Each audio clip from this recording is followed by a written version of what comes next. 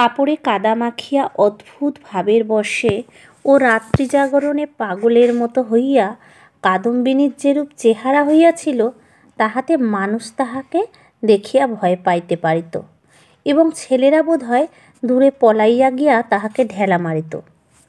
সৌভাগ্যক্রমে একটি পথিক ভদ্রলোক তাহাকে সর্বপ্রথমে এই অবস্থায় দেখিতে পায়। সে আসিয়া কহিল, মা, তোমাকে ভদ্রকুলবধূ বলিয়া বোধ হইতেছে। তুমি এ অবস্থায় একলা পথে কোথায় চলিয়াছ?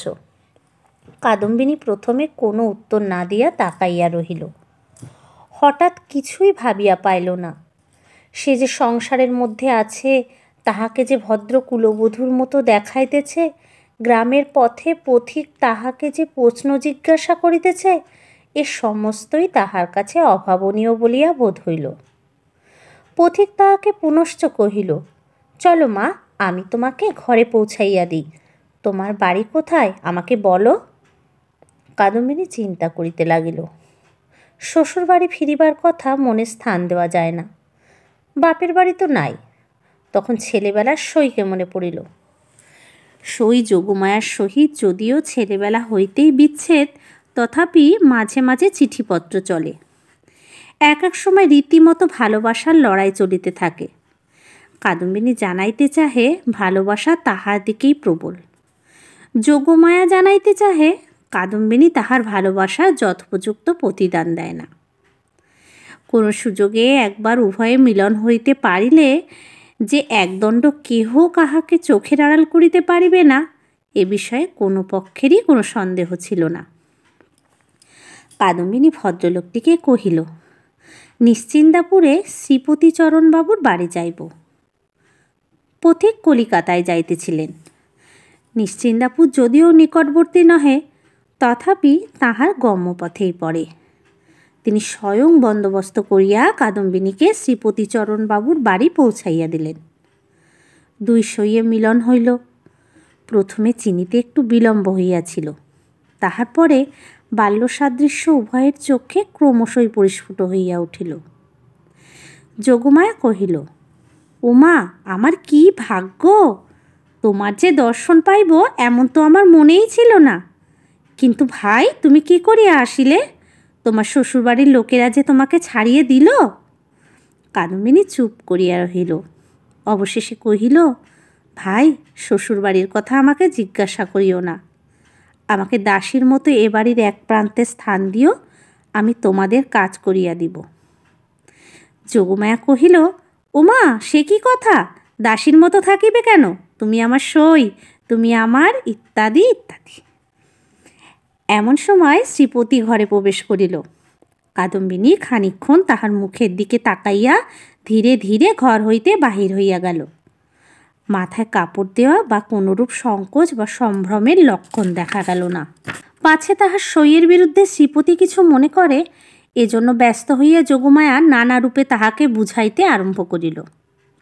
কিন্তু এতই অল্প বুঝাইতে হইল এবং শ্রীপতি এত সহজে যোগমায়ার সমস্ত প্রস্তাবে অনুমোদন করিল যে যোগমায়া মনে মনে বিশেষ সন্তুষ্ট হইল না। কাদম্বিনী সইয়ের বাড়িতে আসিল, কিন্তু সইয়ের সঙ্গে মিশিতে পারিল না। মাঝে মৃত্যুর ব্যবধান। আত্মসম্বন্ধে সর্বদা একটা সন্দেহ এবং চেতনা থাকিলে পরের সঙ্গে মেলা যায় না। কাদম্বিনী যোগমায়ার মুখের দিকে চায় এবং কি যেন ভাবে। মনে করে স্বামী এবং ঘরকন্যা লইয়া ও যেন বহু দূরে আর এক জগতে আছে। স্নেহ, মমতা এবং সমস্ত কর্তব্য লইয়া ও যেন পৃথিবীর লোক, আর আমি যেন শূন্য ছায়া। ও যেন অস্তিত্বের দেশে, আর আমি যেন অনন্তের মধ্যে। যোগমায়াও কেমন কেমন লাগিল, কিছুই বুঝিতে পারিল না। স্ত্রীলোক রহস্য সহ্য করিতে পারে না, কারণ অনিশ্চিতকে লইয়া কবিত্ব করা যায়, বীরত্ব করা যায় না। পাণ্ডিত্য করা যায়, কিন্তু ঘরকন্যা করা যায় না। এই জন্য স্ত্রীলোক যেটা বুঝিতে পারে না, হয় সেটার অস্তিত্ব বিলোপ করিয়া তাহার সহিত কোনো সম্পর্ক রাখে না, নয় তাহাকে স্বহস্তে নতুন মূর্তি দিয়া নিজের ব্যবহারযোগ্য একটি সামগ্রী করিয়া তোলে। যদি দুইয়ের কোনোটাই না পারে, তবে তাহার উপর ভারী রাগ করিতে থাকে। কাদম্বিনী যতই দুর্বোধ হইয়া উঠিল, যোগমায়া তাহার উপরে ততই রাগ করিতে লাগিল। ভাবিল, এ কি উপদ্রব, স্কন্দের উপর চাপিল। আবার আর এক বিপদ। কাদম্বিনীর আপনাকে আপনি ভয় করে।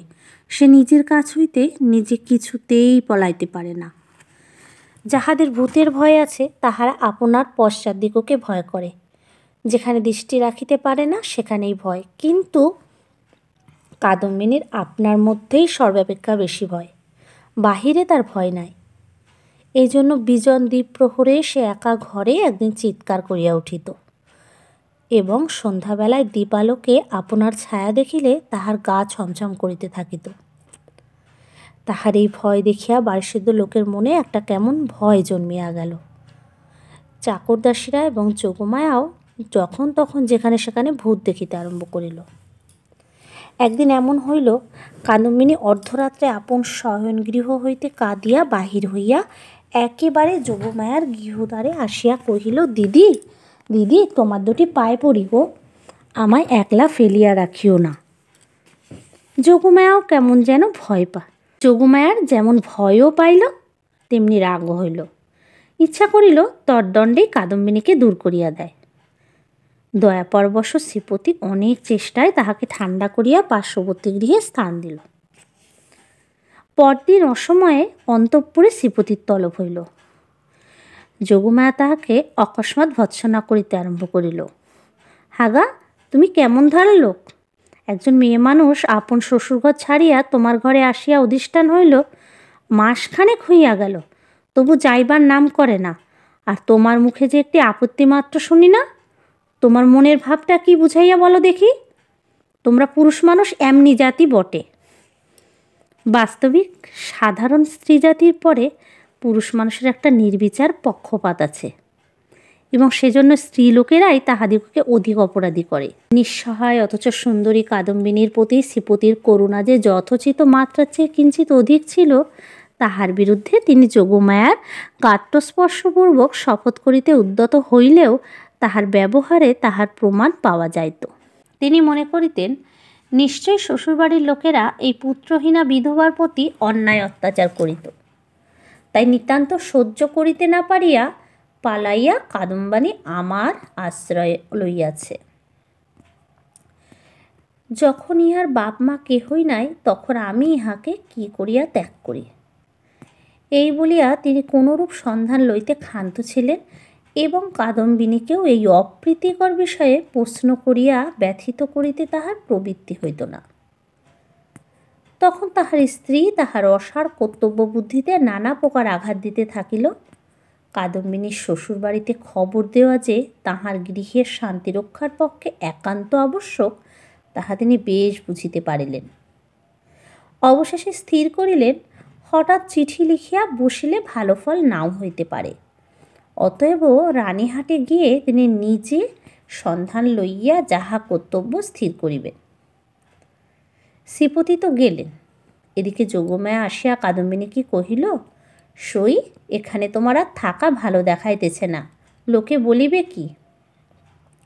কাদম্বিনী গম্ভীরভাবে যোগমায়ার মুখের দিকে তাকাইয়া কহিল, লোকের সঙ্গে আমার সম্পর্ক কি? যোগমায়া কথা শুনিয়া অবাক হইয়া গেল। কিঞ্চিত রাগিয়া কহিল, তোমার না থাকে আমাদের তো আছে। আমরা পরের ঘরের বধূকে কি বলিয়া আটক করিয়া রাখিব? কাদম্বিনী কহিল, আমার শ্বশুরঘর কোথায়? যোগমায়া ভাবিল, মরণ, পোড়া কপালি বলে কি? কাদম্বিনী ধীরে ধীরে কহিল, আমি কি তোমাদের কেহ? আমি কি এ পৃথিবীর? তোমরা হাসিতেছ, কাঁদিতেছ, ভালোবাসিতেছ, সবাই আপন আপন লইয়া আছো। আমি তো কেবল চাহিয়া আছি। তোমরা মানুষ আর আমি ছায়া। বুঝিতে পারি না ভগবান আমাকে তোমাদের এই সংসারের মাঝখানে কেন রাখিয়াছেন। তোমরাও ভয় করো পাছে তোমাদের হাসি খেলার মধ্যে আমি অমঙ্গল আনি। আমিও বুঝিয়া উঠিতে পারি না তোমাদের সঙ্গে আমার কী সম্পর্ক। কিন্তু ঈশ্বর যখন আমাদের জন্য আর কোনো স্থান গড়িয়া রাখেন নাই, তখন কাজে কাজেই বন্ধন ছিঁড়িয়া যায়, তবু তোমাদের কাছেই ঘুরিয়া ঘুরিয়া বেড়াই। এমনিভাবে চাহিয়া কথাগুলো বলিয়া গেল যে যোগমায়া কেমন একরকম করিয়া মোটের উপর একটা কি বুঝিতে পারিল, কিন্তু আসল কথাটা বুঝিল না, জবাবও দিতে পারিল না, দ্বিতীয়বার প্রশ্ন করিতেও পারিল না। অত্যন্ত ভারগ্রস্ত গম্ভীরভাবে চলিয়া গেল। রাত্রি প্রায় যখন 10টা, তখন শ্রীপতি রানীহাট হইতে ফিরিয়া আসিলেন। মুষলধারে বৃষ্টিতে পৃথিবী ভাসিয়া যাইতেছে। ক্রমাগতই তাহার ঝর্ণার শব্দে মনে হইতেছে বৃষ্টির শেষ নাই, আজ রাত্রিরও শেষ নাই। যোগমায়া জিজ্ঞাসা করিলেন, কি হইল?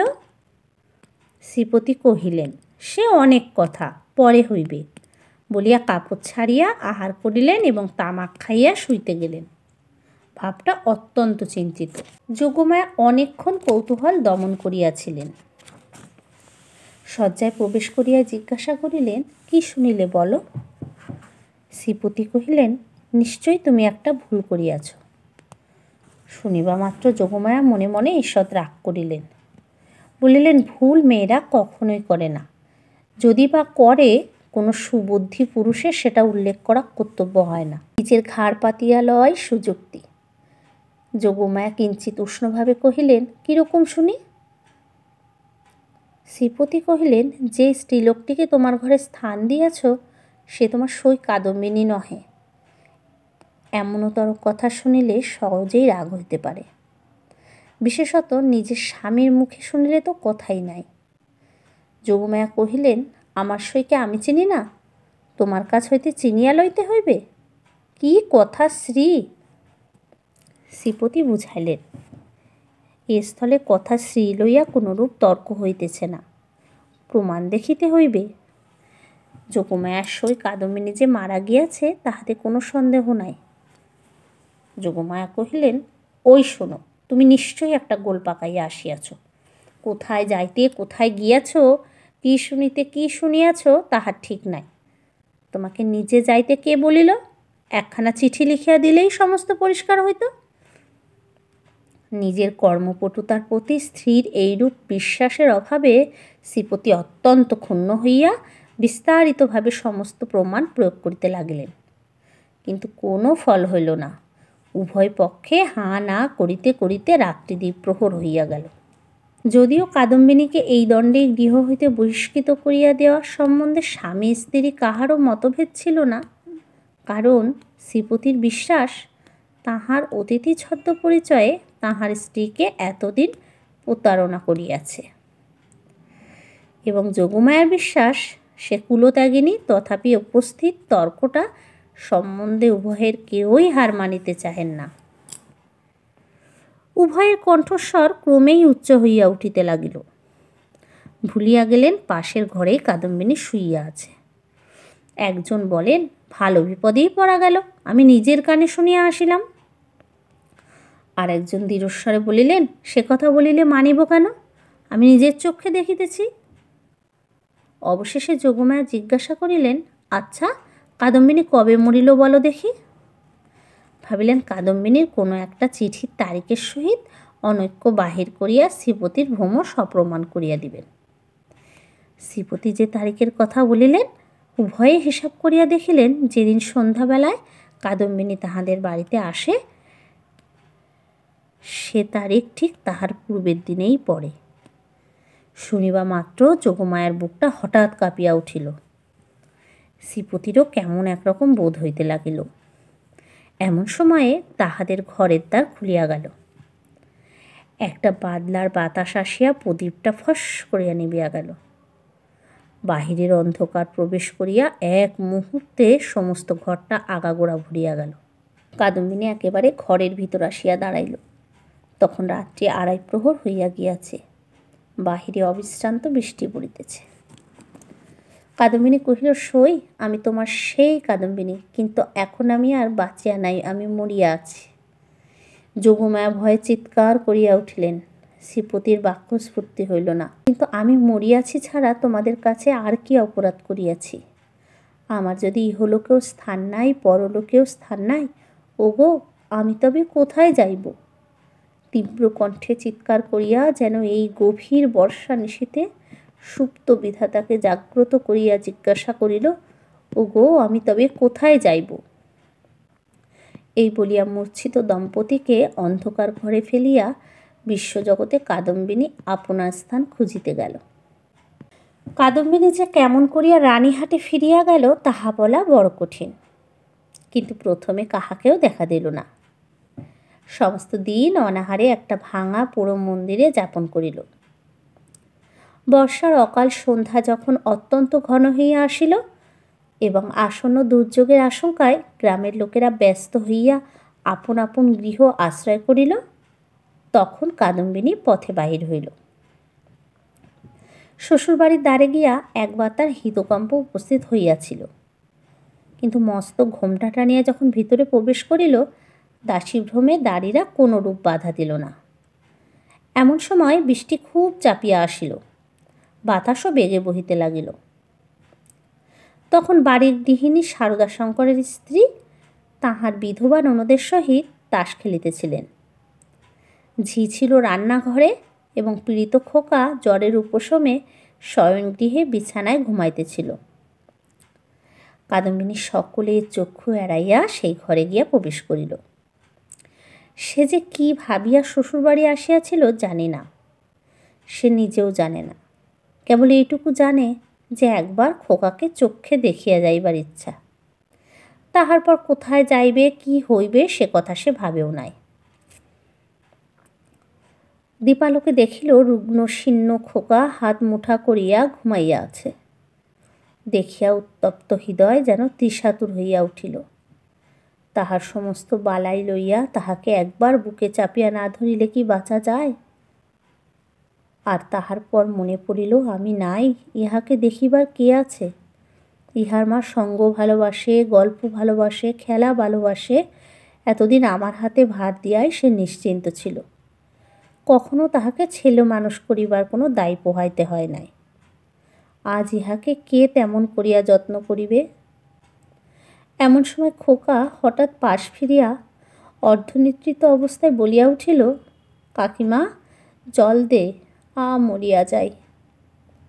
শোনা আমার, তোর কাকিমাকে এখনো ভুলিস নাই? তাড়াতাড়ি কুজা হইতে জল গড়াইয়া লইয়া খোকাকে বুকের উপর তুলিয়া কাদম্বিনী তাহাকে জলপান করাইল। যতক্ষণ ঘুমের ঘোর ছিল, চিরাভ্যাস মতো কাকিমার হাত হইতে জল খাইতে খোকার কিছুই আশ্চর্য বোধ হইল না। অবশেষে কাদম্বিনী যখন বহুকালের আকাঙ্ক্ষা মিটাইয়া তাহার মুখচুম্বন করিয়া তাহাকে আবার শুয়াইয়া দিল, তখন তাহার ঘুম ভাঙিয়া গেল এবং কাকিমাকে জড়াইয়া ধরিয়া জিজ্ঞাসা করিল, কাকিমা তুই মরে গিয়েছিলি? কাকিমা কহিল, হ্যাঁ খোকা। আবার তুই খোকার কাছে ফিরে এসেছিস? আর তুই মরে যাবি নে? ইহার উত্তর দিবার পূর্বেই এক গোল বাঁধিল। ঝি এক বাটি সাগু হাতে করিয়া ঘরে প্রবেশ করিয়াছিল। হঠাৎ বাটি ফেলিয়া মাগো বলিয়া আছাড় খাইয়া পড়িয়া গেল। চিৎকার শুনিয়া তাস ফেলিয়া গিন্নি ছুটিয়া আসিলেন। ঘরে ঢুকিতেই তিনি একেবারে কাঠের মতো হইয়া গেলেন। পলাইতেও পারিলেন না, মুখ দিয়া একটি কথাও সরিল না। এই সকল ব্যাপার দেখিয়া খোকারও মনে ভয়ের সঞ্চার হইয়া উঠিল। সে কাঁদিয়া বলিয়া উঠিল, কাকিমা তুই যা। কাদম্বিনী অনেক দিন পর আজ অনুভব করিয়াছে যে সে মরে নাই। সেই পুরাতন ঘরদোর, সেই সমস্ত, সেই খোকা, সেই স্নেহ তাহার পক্ষে সমান জীবন্তভাবেই আছে। মধ্যে কোনো বিচ্ছেদ, কোনো ব্যবধান জন্মায় নাই। সইয়ের বাড়ি গিয়া অনুভব করিয়াছিল বাল্যকালের শেষই মরিয়া গিয়াছে। খোকার ঘরে আসিয়া বুঝিতে পারিল খোকার কাকিমা তো এক তিলও মরে নাই। ব্যাকুলভাবে কহিল, দিদি তোমরা আমাকে দেখিয়া কেন ভয় পাইতেছ? এই দেখো আমি তোমাদের সেই তেমনি আছি। গিন্নি আর দাঁড়াইয়া থাকিতে পারিলেন না, মূর্ছিত হইয়া পড়িয়া গেলেন। ভগ্নীর কাছে সংবাদ পাইয়া শারদাশঙ্করবাবু স্বয়ং অন্তঃপুরে আসিয়া উপস্থিত হইলেন। তিনি জোড়ো হস্তে কাদম্বিনীকে কহিলেন, ছোট বৌমা, এই কি তোমার উচিত হয়? সতীশ আমার বংশের একমাত্র ছেলে, উহার প্রতি তুমি কেন দৃষ্টি দিতেছ? আমরা কি তোমার পর? তুমি যাওয়ার পর হইতেও প্রতিদিন শুকাইয়া যাইতেছে। উহার ব্যামো আজ ছাড়ে না। দিন রাত কেবল কাকিমা কাকিমা করে। যখন সংসার হইতে বিদায় লইয়াছ তখন এ মায়াবন্ধন ছিঁড়িয়া যাও। আমরা তোমার যথোচিত সৎকার করিব। তখন কাদম্বিনী আর সহিতে পারিল না, তীব্র কণ্ঠে বলিয়া উঠিল, ওগো আমি মরি নাই গো, মরি নাই। আমি কেমন করিয়া তোমাদের বুঝাইব আমি মরি নাই? এই দেখো আমি বাঁচিয়া আছি। বলিয়া কাঁসার বাটিটা ভূমি হইতে তুলিয়া কপালে আঘাত করিতে লাগিল। কপাল ফাটিয়া রক্ত বাহির হইতে লাগিল। তখন বলিল, এই দেখো আমি বাঁচিয়া আছি। সারদা শঙ্কর মূর্তির মতো দাঁড়াইয়া রহিলেন। খোকা ভয়ে বাবাকে ডাকিতে লাগিল। দুই মূর্ছিতা রমণী মাটিতে পড়িয়া রহিল। তখন কাদম্বিনী, ওগো আমি মরি নাই গো, মরি নাই গো, মরি নাই বলিয়া চিৎকার করিয়া ঘর হইতে বাহির হইয়া সিঁড়ি বাহিয়া নামিয়া অন্তঃপুরের পুষ্করিণীর জলের মধ্যে গিয়া পড়িল। সারদা শঙ্কর উপরের ঘর হইতে শুনিতে পাহিলেন, ঝপাস করিয়া একটা শব্দ হইল। সমস্ত রাত্রি বৃষ্টি পড়িতে লাগিল। তাহার পরদিন সকালেও বৃষ্টি পড়িতেছে, মধ্যাহ্নেও বৃষ্টির বিরাম নাই। কাদম্বিনী মরিয়া প্রমাণ করিল সে মরে নাই। সমাপ্ত।